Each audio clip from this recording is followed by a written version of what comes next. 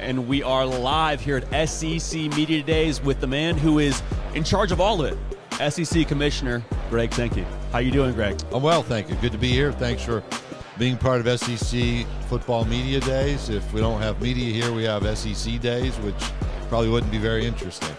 Sure. Well, I mean, we're glad to be here, and I was going to ask you, this whole Media Days feels like a party of sorts. Do you feel like you're kind of hosting the party, like you're in charge of all this going on a little bit? There is, and being in downtown Nashville, so close to Broadway, is probably heightened that notion. Without a question, kind of the capital of the South, so to speak. Yeah, and there's a bit of a social aspect here, kind of naturally, as writers and commentators move along and have different conversations and come to know different communities, different people. It's a fun few days. Without a doubt. Well, we appreciate you making time. I want to ask you this regarding NIL. Is there a world that you could see where conference commissioners provide NIL guidance, or a situation where you have to wait on the NCAA and state legislation? Because no real plans from the NCAA just yet. Well, we have a couple complexities. One is we have states that have set laws that limit some of that ability, or at least are intended to limit some of that ability. It doesn't make a whole lot of sense because no conference has its own NIL policy. So states are saying, we haven't even seen what will be reasonable guidelines that conferences might develop, and we're not going to let you oversee and enforce those. And so that approach is one that nobody's really been effective at explaining the why. We have had conversations about conference policy, so it's not just commissioners dictating direction. It would be our membership coming together around a set of policies. We also have to be attentive to the fact that we're involved in litigation on almost an ongoing basis. And that litigation does limit some of the options right now. And that may not seem apparent outside the world of college sports, but that's a reality we deal with. And that's part of the complexity of the situation we're facing. What is your view on revenue sharing, specifically with individuals who you would consider revenue-producing athletes, essentially college football players? The state of California, through its assembly, introduced, and I think they advanced a bill to the Senate that contemplated revenue sharing. So that's really the one specific description of a model. I think the question is really incomplete because it doesn't consider that, unlike professional sports, we're subject to Title IX requirements. That's a reality. The California bill allocated a very different level of revenue to three sports: football, men's basketball, women's basketball, by percentage that on its face appeared to be a violation of Title IX requirements. And a state can't pass a law and include a clause that says nothing about this law should be construed as a violation of Title IX. That's not the way this works. There's also important issues around employment law that have to be considered. And our student athletes are not asking us to be employees. In fact, they've been very clear they don't want to be. There are implications from that are not all roses and sunshine for them. I think what has to be understood, too, is just this notion of redirecting revenue by some mandate or law will alter greatly the student-athlete experience that's now provided. So medical care, mental wellness care, academic support, nutritional support, travel, the ability to accommodate student-athletes who are moving around for different needs, be it internships, a career exploration. We're in the summertime where our programs are sending groups of student-athletes abroad, both for competitive purposes, for service purpose, separate from competition, and for learning purposes. All of those things are impacted when we change the economics of college sports. And lastly, I think it's important to note that our colleges and universities provide the foundation for our Olympic movement and our Olympic success. And if you change significantly the economics of college sports, you change our Olympic development, our Olympic training, and our Olympic support model. And that has big picture implications on medal podiums. And so I understand the question. I understand the motivation for some in California. I just think it's been a really incomplete dialogue on realities that actually are the assets, the benefits currently present now in college sports that would be significantly affected if we went down that road. When it comes to hot topics in college sports, you got NIL, and then right behind it or right up there with it, transfer portal. Yeah. In a perfect world, what would you change about the transfer portal as it stands right now? I would not have had both events layered on each other immediately. It's like going to the doctor and being prescribed 2 medicines when you're ill, and you don't know which one helped you. You know, that's not the way medicine works, but that's the way NIL and transfer freedom has happened. So let's go back. We had COVID. We had a move to a one-time transfer exception that was going to apply to all sports. Remember back 5 years ago, 5 sports all served a year of residence, and every other sport had a one-time transfer exception, could transfer and play right away. But there was a level of control in there that had to be reconsidered. And then in the interim, in the middle, around COVID era, there was no one-time transfer. It was kind of freedom. There was no expectation of timing for declarations. So post-COVID, the NCAA has been directed to move back to the one-time transfer exception. So a young person has one opportunity to say, you know what, I'm going to go someplace else and play right away. I think that can be educationally sound. There's also been clear messaging to the NCAA that get out of this waiver business. And I hope that will take place. The reality was there was a 365-day transfer declaration window. That's now narrowed to 60 days. I think that should be shortened greatly. I think it went on too long. We needed to do something. We addressed it by going from 365 down to 360. The research shows that young people in the first 10 days, in the majority of circumstances, are deciding whether to enter the transfer portal or not. Lastly, we have to be attentive to the educational outcomes that are impacted by transfers. You actually reduce the likelihood of graduation. When you transfer, you lose credits. The more you transfer, the more you inhibit that likelihood of graduation. And we need to be mindful over time of what's actually happening, because we are engaged in an educational endeavor. This is not all about transferring and accessing playing time. Now, us as college football fans, tradition is so important to the fabric of this sport. And right now, there's so much going on with the evolution of college football, and the landscape is changing. And with you being the person who I think a lot of people look to for direction for the sport, how do you go about navigating that? Well, I look locally first. I think one of the unique aspects of our expansion is the ability to restore rivalries. We do impact the conference's membership, which is just one of those tough circumstances. But the Texas and Arkansas rivalry that goes back decades and decades, obviously A&M in Texas, but also Oklahoma, Missouri. We're both part of the Big Eight, and so we want to honor those traditions. From our scheduling standpoint, that's actually a key question for us in the number of those games of passion, those high-intense rivalry games. How often are they going to be played? Is it every other year or every year? I would hope, in fact, I wrote a letter to our membership saying, from our perspective, it'd be nice if everybody stayed where they were for a while. Now, I don't get to decide that. People can they have criticized me for saying that. But some calmness so that we can onset the expanded college football playoff. You have a new NCAA president who's going to have some new thoughts. I've spoken about potentially considering expansion of the NCAA basketball tournament. That's something traditional. But the traditional went from 16 to 32 to 48 to 64 to 68. I don't think you have to just ignore the special nature of March Madness by blowing the bracket up to some huge number, but I think some incremental adjustment can be positive as more and more commitments are made to support high-level programs, particularly in men's and women's basketball. So I think we have to be in dialogue about what makes college special. Marching bands, fans in big stadiums, Saturday afternoons, Saturday evenings, playing games on campus. Those all are special pieces. And Roy Kramer, the sixth commissioner of the SEC, visited with me almost 30 years ago, and he said what makes college football special is its impact on campus. And that needs to be at the forefront of our thinking. I think a lot of college football fans that just heard you say that are like, yes, Greg Sankey is one of us talking about fall Saturday afternoons, what makes it special, and marching bands, and Texas and Oklahoma. I still enjoy listening to games on radio, which is like, I mean, that's as traditional as you can get. Absolutely. No, without a doubt. And I guess two traditional schools, Texas and Oklahoma, joining the SEC next year. I mean, they'll be here next year. SEC Media Days in Dallas.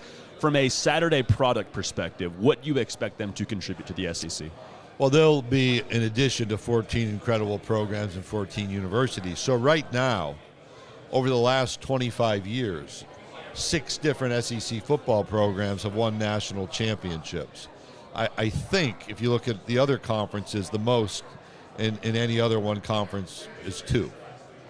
When you add Oklahoma and Texas, over the last 25 years, we will have had 8 of our 16 members win college football national championships.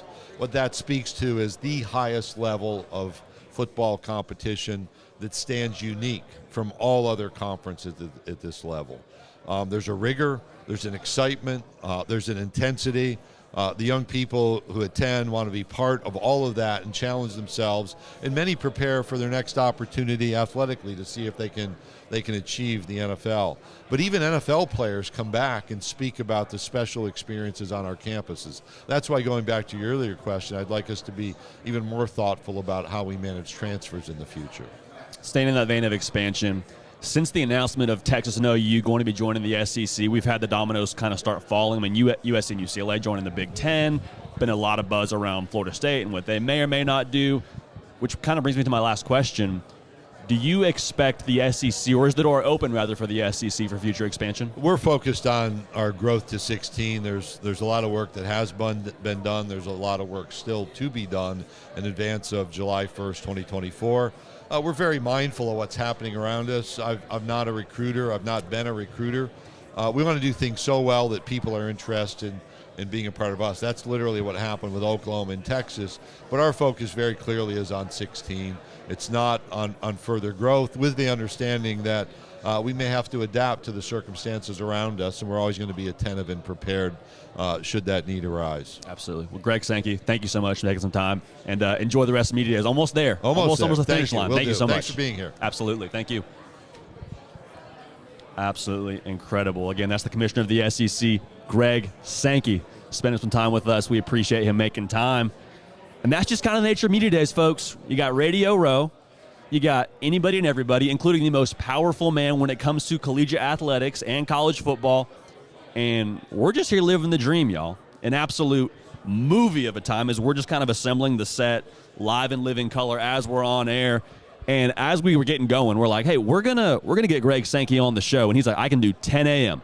It's like, well, Mr. Sankey, show goes live at 10 a.m., and we are absolutely going to make a way to have you on. That's happening. No ifs, ands, or buts. So here we are.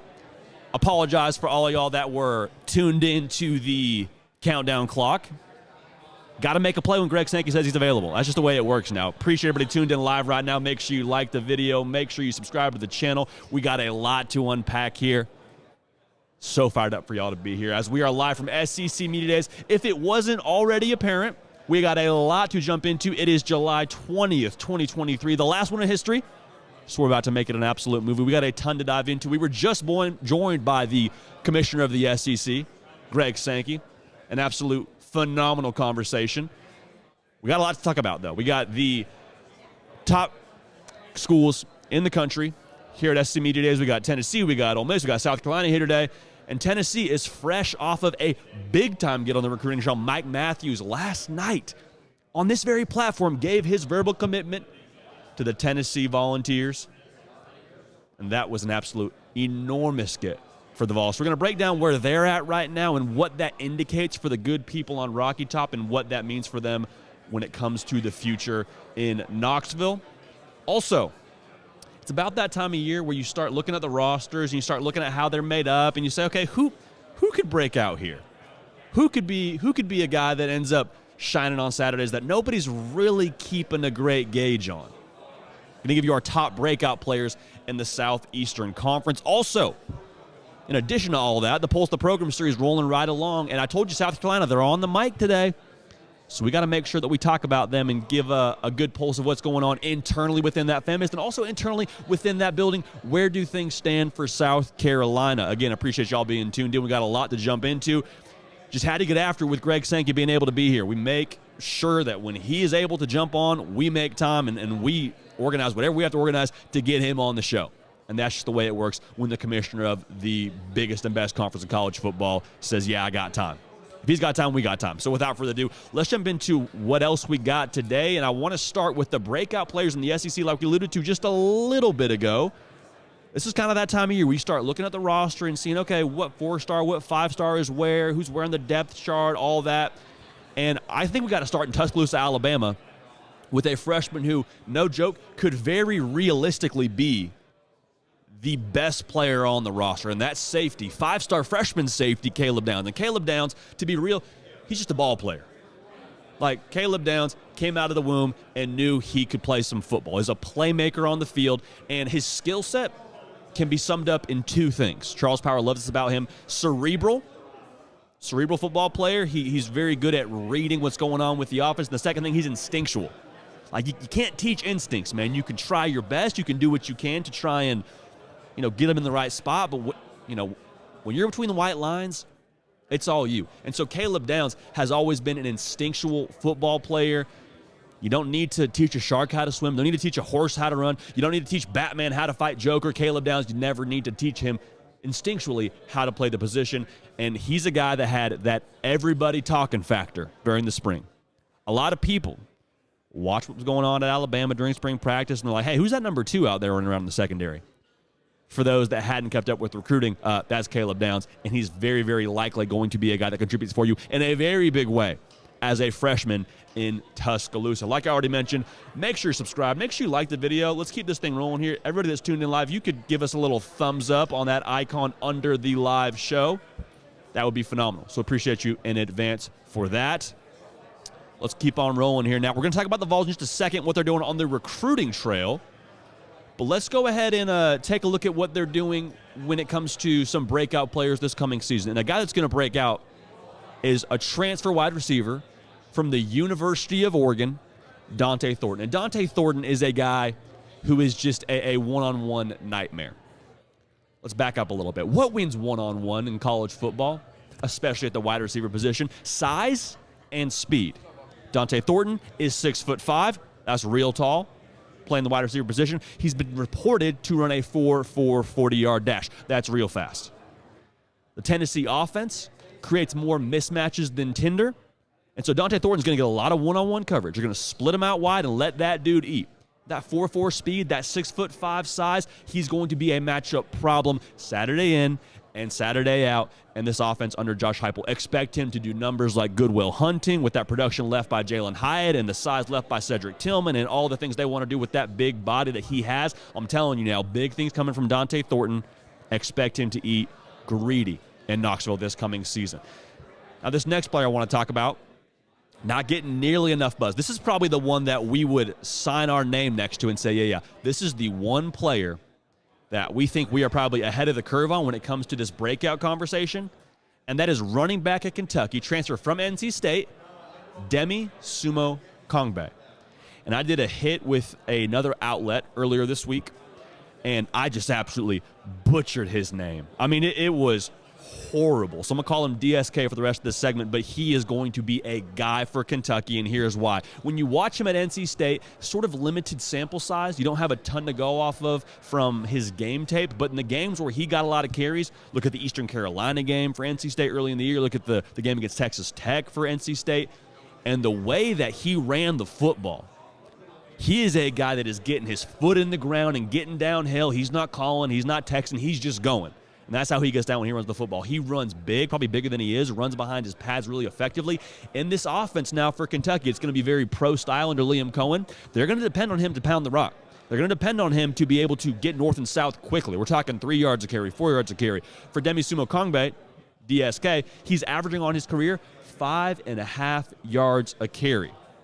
Again, limited sample size, not a ton of carries, but where there's smoke, there's fire, and I think he's going to have a big season for Kentucky. A nice little compliment to what they have on the outside.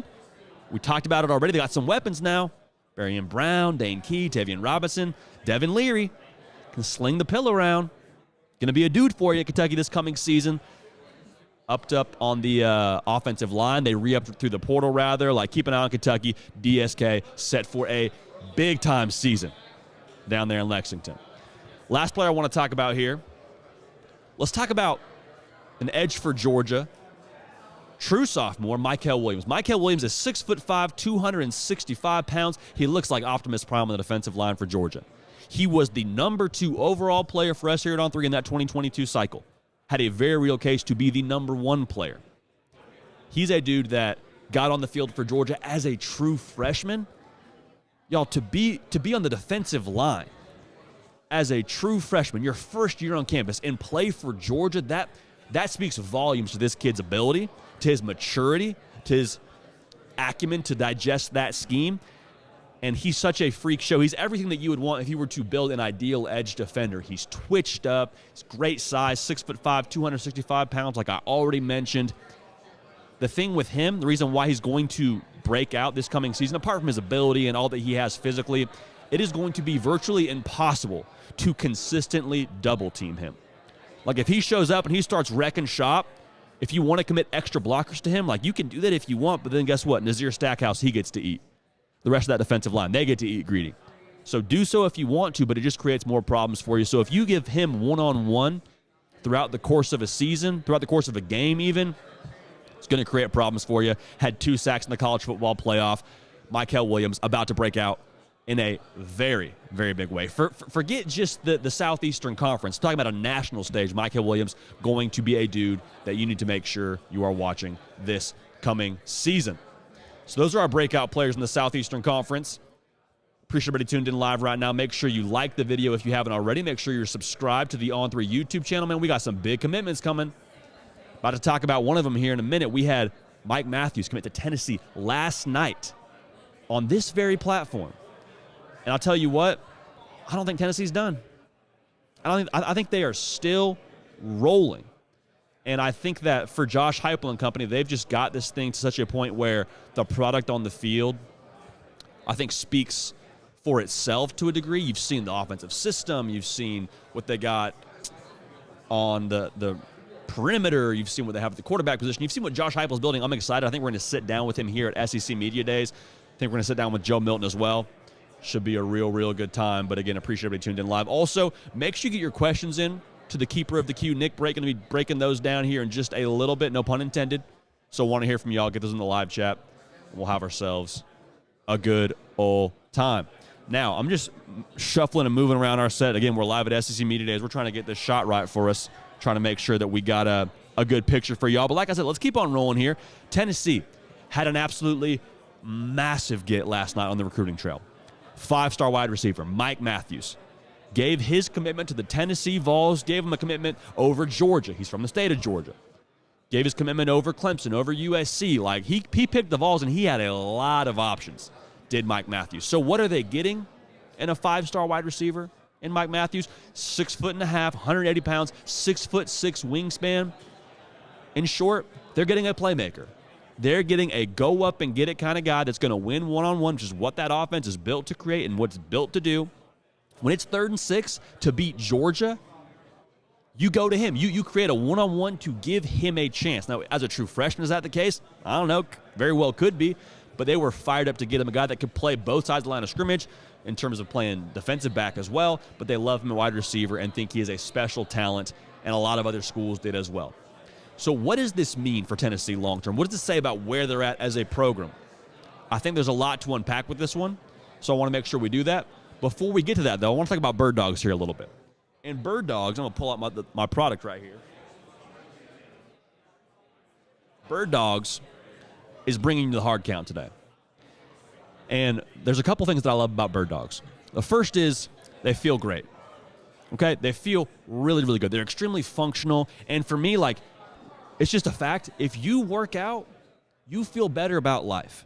If you lift weights, the sun shines brighter, the sky is more blue, the birds are singing, like life is good. So in order to do that, you got to have the right tools to work out, okay? And Bird Dogs provides the right look, the right style, the right comfortable feel. It's nice and flexible. It's not those stiff shorts you sometimes have to work out in that don't have enough give to you. So when you get under that squat bar, when it's time to feed the wolf by hitting leg day, Bird Dogs right here, man. I'm telling you, look at this. Look at this stretch. Look at this stretch. You got some nice liner in there. Going to take care of you.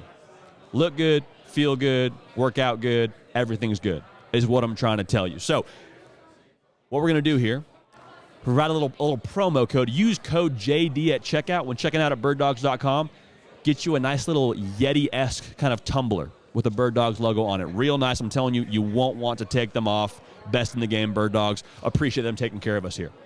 So as I was saying a second ago, when it comes to Tennessee and what this means for them, I go back to what I was saying a second ago. You look at what they've done when it comes to who they won Mike Matthews over. Beat out Georgia for him, beat out USC for him, beat out Clemson for him. That is a major indicator of where this team is at right now. And I want to make sure I say this loud and clear. You don't land Mike Matthews if you win the Music City Bowl again this coming season. You don't land Mike Matthews if your offense doesn't score over 40 points a game and look as explosive as they did and beating Alabama, like all that. That all added into the ripple effect of landing a top 5 wide receiver in the entire country that is Mike Matthews. And so I think the encouraging thing, if I'm a Tennessee fan, is, okay, the brand and the product is starting to really speak for itself. We're seeing the ripple effects of that double-digit win season, that New Year's Six Bowl victory, that win against Alabama. Like, you recognize that power T in a different fashion now if you're a recruit. And so for Tennessee, I think they're breathing new air on the recruiting trail because you have the right resources. I think you have the right people involved in the operation. You definitely got the right head coach in Josh Heupel. You got a product there that is, like I said, speaking for itself. You have people that care about the program, that are putting into the program what is required to recruit, how they're recruiting. Tennessee, I don't know if y'all are seeing this right now, they jumped up into the top 10 in the On3 industry team recruiting rankings. In the top 10, Tennessee. And I don't think they're done, to be real with y'all. I think they are still on the hunt. And so what does this mean for them now? A couple of things. Obviously, anytime you see Mike Matthews, a 5-star wide receiver, commit to a school, you take an extra look at that spot, whether you're a defensive back, whether you're another play on the offensive side of the ball, whatever you are, you look at Tennessee differently, saying, 5-star wide receiver, choosing Tennessee? That's big time. That's big time. I probably want to go play with him. I maybe want to take my talents to go align with him because that gives us a good chance to score some points and probably win a lot of football games, is the expectation there. But even so, I think it positions Tennessee, we've said this a couple of times, Big Mo is in the building, is the positioning of Tennessee right now. They got the momentum right now on the recruiting trail. And the next step for Tennessee is going to be consistency on the field, have another double-digit win season, go and beat a team like Georgia or Alabama or whoever it ends up being, have another signature when you can sell to recruits in the recruiting trail. And then when that happens, when you have consistency on the field, that typically means you have consistency from a development standpoint, which pairs well with consistency on the recruiting trail. So consistency on the field yields to consistency on the recruiting trail, which then means what? You're stacking classes. And that was the difference in Athens last year. Make no mistake about it. When Tennessee and Georgia met up, Georgia had just stacked more top 3 classes than Tennessee, and that was the end of it. Like, that was really the difference in that game, the depth that they had. So for Tennessee, if they can build on this now, they can finish strong in this 2024 cycle, finish in the top 10. If they can continue to build off what they did last year on the field and then have that crescendo this coming season, then you have a chance to build that depth. And when you have depth of 4 and 5 stars and you're 2 and 3 deep, then you're saying, okay, there's nothing we can't compete for. And you probably already feel that way right now in Knoxville, and I don't blame you based on who your head coach is and what your quarterback could be in 2023, but I just want to make this very, very clear. Tennessee, I believe, is a powder keg when it comes to the recruiting trail and what they could do on the field in 2023. So the vibes are immaculate right now in Knoxville, Tennessee. Had a lot of people in Tennessee circles absolutely juiced about Mike Matthews. I mean, I was last night at a pizza joint, and a Tennessee fan came up to me and was like, hey, we got Mike Matthews. How about that? That's how they're feeling right now. And for a good reason. The vibes should be high if you're a Tennessee fan right now. Appreciate everybody tuned in live right now. Appreciate everybody that is already subscribed to the channel. Go ahead and like the video. We've got a streak going right now. 100 likes. 12 shows in a row before we get off the air. So if you could hit that thumbs up button for us, we'd keep this thing rolling and we'd keep that streak alive. Lucky number 13, all right? So thank you so much in advance for that and for getting that done. All right. We keep on rolling now. The Pulse of the Program series continues. We make our way over to Columbia, South Carolina. And the South Carolina Gamecocks are going to be on the mic today at SEC Media Days. We're going to hear from Shane Beamer, going to hear from Spencer Rattler. And the feeling within South Carolina, I mean, the vibes are high there as well. I mean, Shane Beamer is through and through a program guy, no other way to say it. And the way they finished last year has them thinking even better in 2023 if they can pick up where they left off offensively. And the trend has been steady for South Carolina since Shane Beamer's been there. They won 7 games in 2021, 8 wins in 2022. And so the pulse internally with that fan base is, okay, what are we?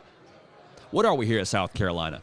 And it's kind of the same as when you determine a relationship, right? You can, see some potential in someone, and y'all can talk for a while, and you can maybe go on a couple dates, but there's a certain point in time where you're like, okay, well, what is this actually? Because, dating is fun. We can go on a date, but, what are we going to be? We're going to put a label on this thing. And I think that's the same thing for South Carolina. If you're in that fan base, 7 wins is great. 8 wins is great. I mean, we were 2-8 before Shane Beamer got here. That's probably the approach from that 2020 season. That's the feeling you would have coming from that year. But now with that steady trend, you're like, okay, it's cool to win that many games. We're excited about that. But what are we going to be going forward? What are we going to be as a fan base? Are we going to be a team that wins 7 games every year, or are we going to be a team that takes that next step and we sneak up on a national title contender in Georgia early in the year? We go and win 9 games. We beat Tennessee for the second year in a row. Like what is the vibe for South Carolina? I think they're looking to find out exactly what that product is going to be year in and year out in Columbia. Appreciate everybody tuned in live. We talk ball here every single day. We're also on podcasts wherever you get them. Apple, Spotify, however you get down, you can find the Hard Count. So make sure you type in the Hard Count with J.D. Piquet, subscribe to that feed, and we'll just keep this thing rocking and rolling. Thank you so much in advance for that. Now, internally, the feel at South Carolina, I think the feel is the same as we mentioned with that fan base. As these things often go, there's some overlap there, but internally, they're asking the same question, but it's more of a future-thinking thought. What are we is the sentiment, but even more so, they're saying, what is South Carolina going to be after we leave? For the guys in that locker room.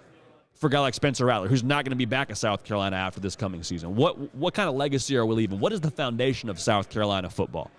Because going into year 3, you now have, for the most part, your personnel, if you're Shane Beamer and how you've recruited and used the portal. You have your standards. You have your culture. Like the first 2 years, you're kind of trying to get it together and did a really good job doing that, did South Carolina. But now in year 3, it's like, okay, what are we? What do we want to be? What do we want South Carolina to be set up to be in the future? Because when it comes to what they've done the past 2 years, they're excited about that. It's a step in the right direction, but it's not what Spencer Rattler came back for. He didn't come back to win 8 football games. He came back to go and play for New Year's Six Bowl. He came back to have a shot at making some noise in the SEC. And if you think they're shooting for anything lower than that, you're out of your mind.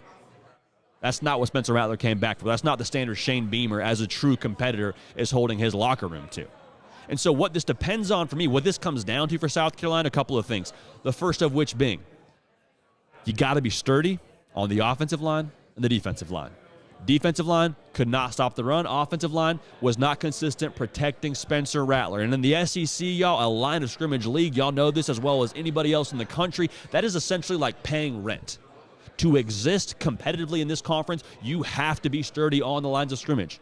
No ifs, ands, or buts. No other way around it. That is the deal. Okay? That's step one. The second piece of that is Spencer Rattler picking up where he left off at. Now, I mentioned the first part because I think it's more crucial to South Carolina long term, and I think you see a better version of Spencer Rattler if you protect him. But even so, man, he's not without fault. We saw a different Spencer Rattler the last couple of weeks of the season than we did September to October. It's just the way it was. Put the ball in harm's way, wasn't really making consistent decisions that were all the time good for South Carolina. Need to see him be consistent. Need to see him cash in. If you put a run game behind him and you want to protect him, I think you can ask whatever you want of Spencer Rattler. If you're going to equip him with the right tools to succeed, you then expect him to succeed because he's got all the arm talent. I mean, he was as highly touted as anybody coming out of high school in Arizona. There was a ton of buzz around him at Oklahoma. You saw him do phenomenal things. That New Year's Six Bowl game against Florida, there was a lot of people saying he was going to be the number 1 pick. A lot of people saying he was going to win the Heisman Trophy after that bowl game. One thing led to another. Loses his job to Caleb Williams. Caleb Williams is a generational talent, like a whole other conversation. But the bottom line is you've seen what's under the hood with Spencer Rattler. You've seen the ability. You've seen him do it before. It's not just potential. There's some real life things that he's accomplished.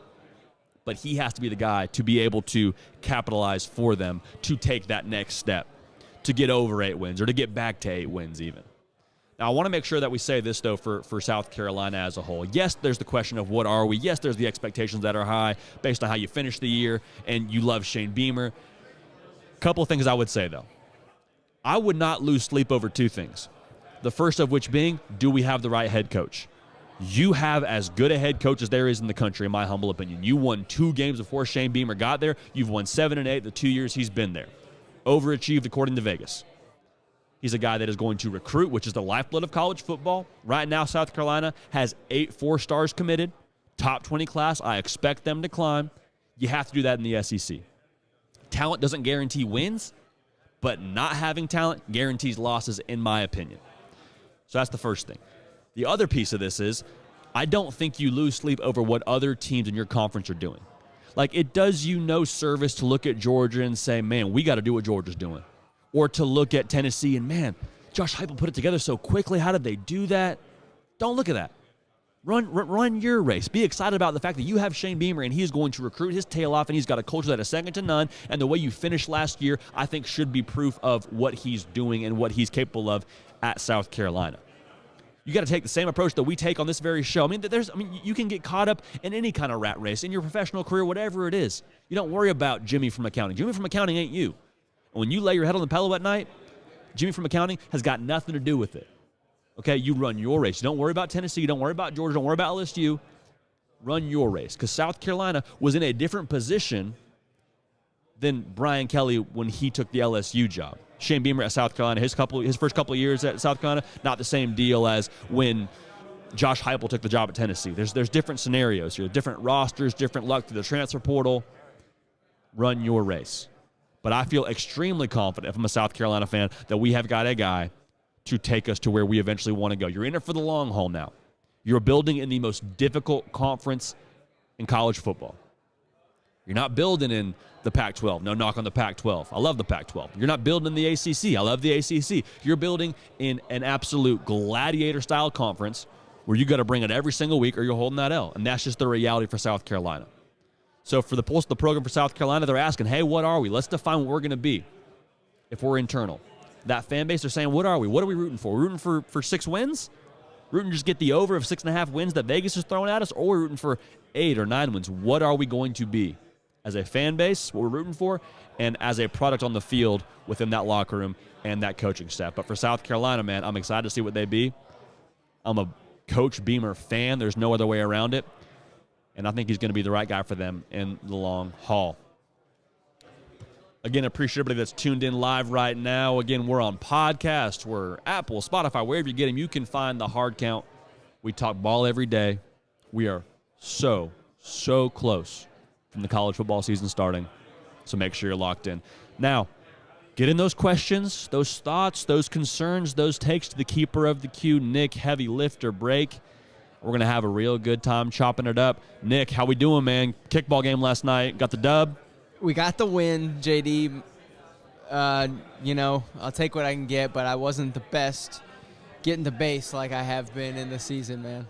You're doing the dirty work, man. You're doing what it takes for your team to be successful. Yeah. And there's no shame in that, man. There's zero shame in that. Yeah. We won, though. That's all that matters, man.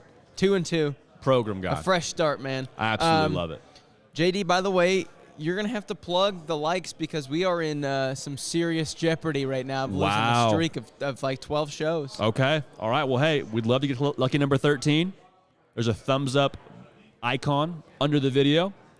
The goal was 100, and we've hit that 12 shows in a row. So the ball is in your court. We trust the program, have nothing but confidence in y'all. If you could like the video before we get off air, be phenomenal. It would help us, and we'd keep the streak alive. So thank you in advance for that. We're on the quest for lucky number 13. So thank you so much for that. What's the good people in the chat saying, Nick? What we got? Well, Gambino says, JD, do you think the lack of a bowl ban has helped land Mike for Tennessee?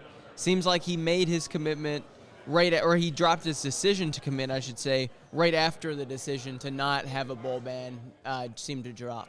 I don't think it hurt things. I think if they were to get a bowl ban, I would imagine there'd be some second thoughts with Mike Matthews picking Tennessee. But we sat down with him at the NIL Elite Series event that we put on here in Nashville, did on 3, and we talked to him. And before we got rolling here, Josh Newberg has this tremendous story where we pull up his RPM, which is predicting where he could potentially go to school. And at that point in time, I believe it was Clemson that was atop of the bunch.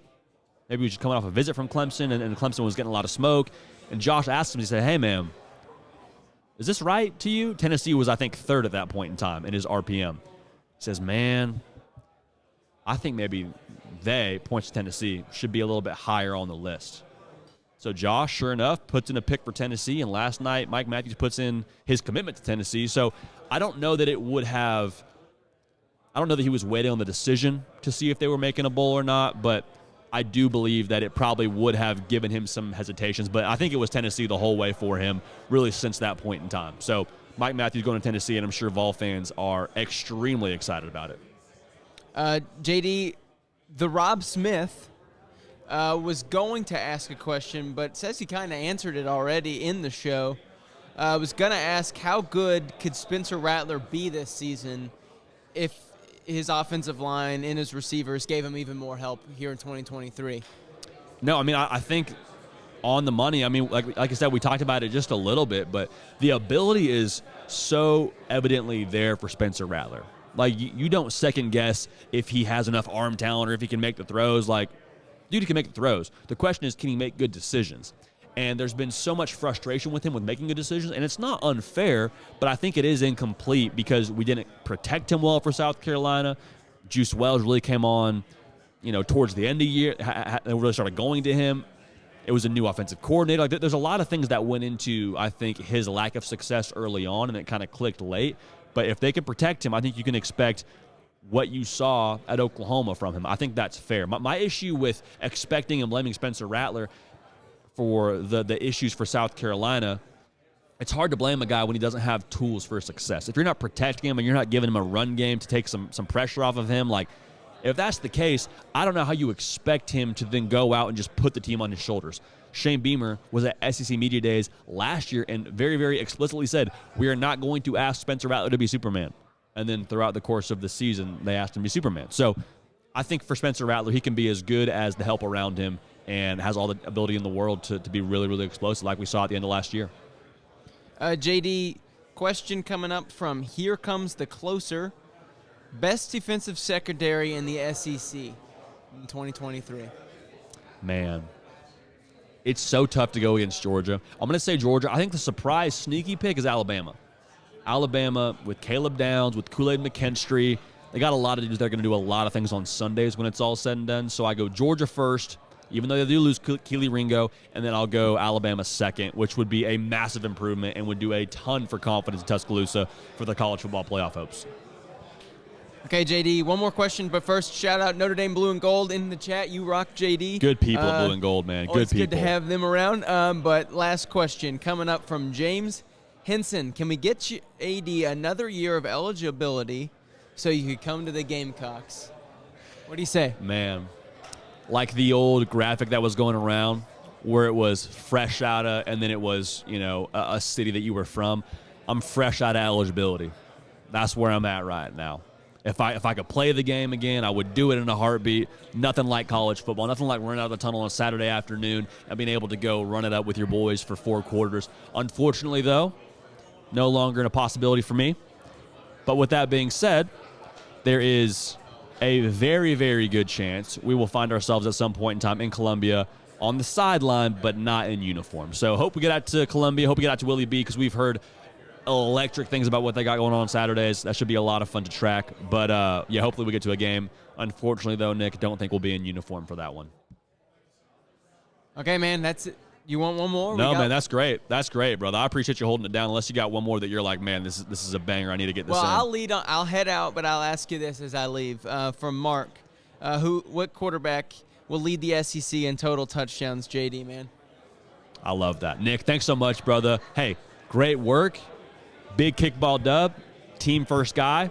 Don't care about stats. Even though you got good stats, one stat you care about, and that's getting the W.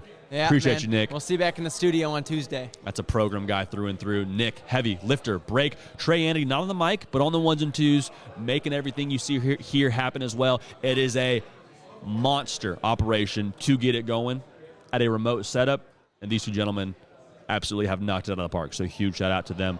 to answer that question, who will have the most total touchdowns? Man, if we're just going from a statistical perspective, I think Joe Milton's going to be in a great spot to put up a lot of touchdowns. I mean, they're going to throw the ball around the yard. They're going to utilize his legs. My answer for that would be Joe Milton.